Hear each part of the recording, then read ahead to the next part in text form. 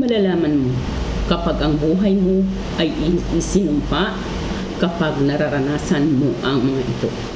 Unang-una, laging may nagkakasakit sa inyong pamilya. Yung talagang hindi pa halos pa gumaling yung isa, mayroon na namang sumunod. At talagang ang hirap ng buhay. Kahit anong pagsisikap na gawin ninyo, talagang hindi kayo makakaahon-ahon sa mga utang, hindi kayo makakaahon-ahon sa bayarin. Yung duplikayod na kayo, ay ganun at ganun pa rin ang nangyayari. Yung tila, lalo pa kayong nalulugmok. Yung pagkakaroon lagi ng hindi pagkakaunawaan, laging nagtatalo-talo ang angkan, laging nagtatalo-talo o may nagtalo-talo sa inyong tahanan. Ito po ay isang sign na may sumumpa sa inyo. Paano ba?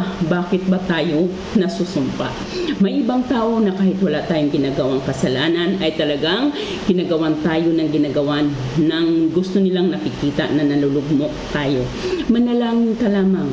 Manalangin ka lamang ng husto na lahat ng ito ay malalampasan mo. Dahil ito po ay isang sinyalis na talagang may tao nagsumpa o isinumpa ka ng isang tao.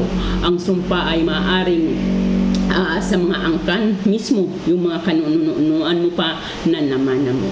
Sa susunod na video, ituturo natin kung paano ito alisin upang malaman ninyo ang dapat gawin kung paano ninyo maalis ang sumpa.